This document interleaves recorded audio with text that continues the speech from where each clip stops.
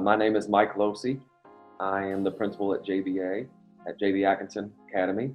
This is year 5 for me in JCPS, year 14 overall in education.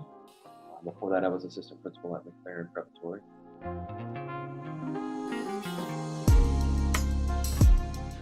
Well, the most difficult part was worrying about getting it right.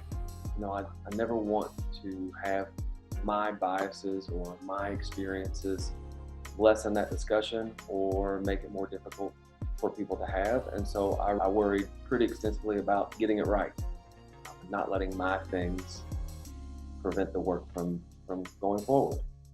And as far as rewarding, I think it's really twofold.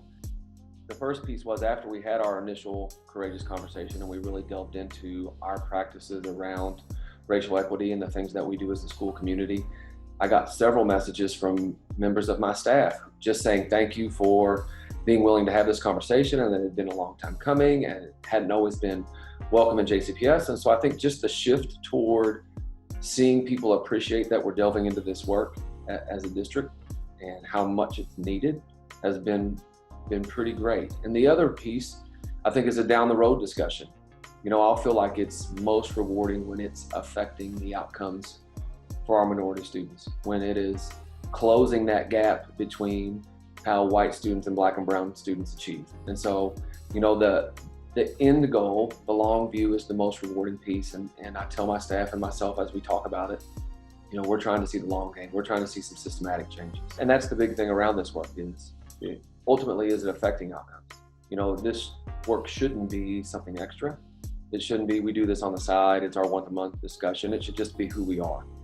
And so, acknowledging that we have problems in the way that we look at student data around race, or the way that we teach in terms of instruction around race, and acknowledging those things is our first step toward moving forward. And I think my staff really embraced, hey, we've got to do some things different and approach some of our systems differently to make sure that all of our students are getting what they need. If we're going to talk equity and making sure everybody has what they need, well, we have to really examine what we're doing on a day-to-day basis. And so, the things that we're doing, we're going to do book study around, so you want to talk about race as a staff, just like we did among the leadership team. And the other piece is then the day-to-day things, making sure that the R tool is part of our process every time we create assessment or every time we analyze student data, looking at the various groups and seeing how they did. Specifically, how did the minority students, the Black and brown students in our building do? Do we have a gap? And if so, why? And that's the bigger discussion. Why? What in our instructional practice wasn't culturally responsive? What in our instructional practice didn't create a scenario where those students can be successful? And so, that ongoing work, it's going to be our work.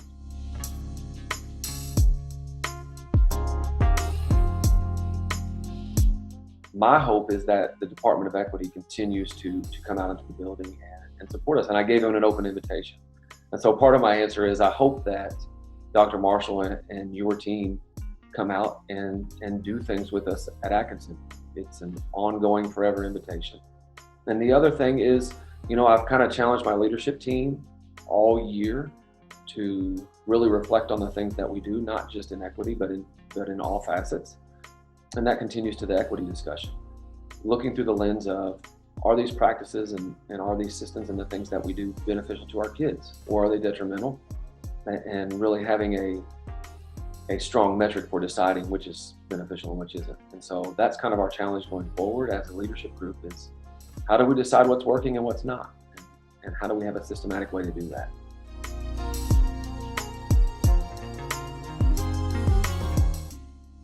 At JBA specifically, more than 70% of our students are minority students. More than 70% of our students are affected by this work on a daily basis.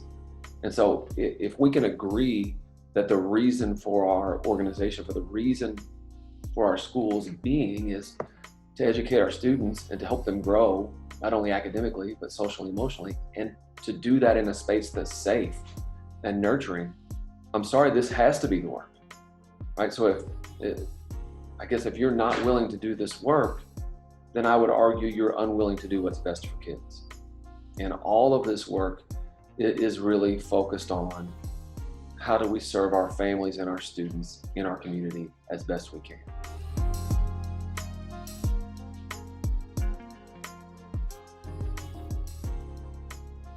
Sure. I think the first is I've got a lot to learn, right? And acknowledging that I have lots of growth to do in this area.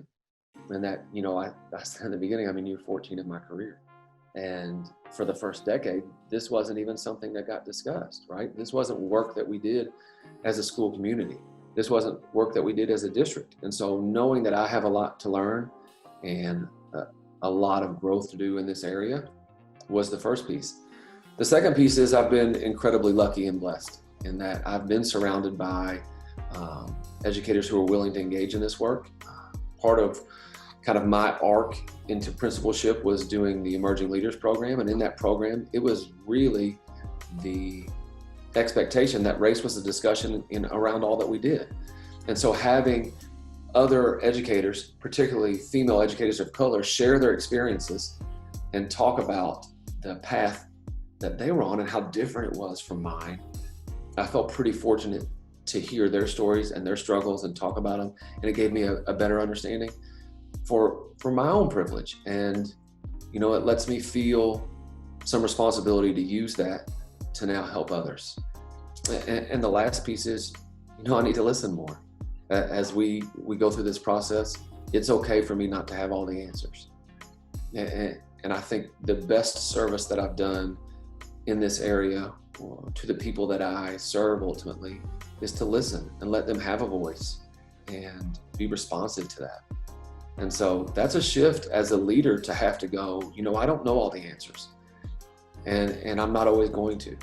And in this instance and on these subjects, the best thing I can do is listen and provide a space that's safe for people to voice their thoughts and their opinions on this subject. So that's what I've tried to do. I hope, and words are one thing and actions are another, right? And I hope that as we go through this, growth period at JBA and as a district, that people will see, at least I can only speak for myself and for my staff, that this work is important and meaningful. And I know, like all parents, the JBA parents want their students to have opportunities. They want them to be able to learn in a safe space. And I promise that as long as I'm at JBA, they will have that opportunity. They will have equitable access. They will have a space that's safe. And if it's not, and they feel that it's not, I promise I will always listen.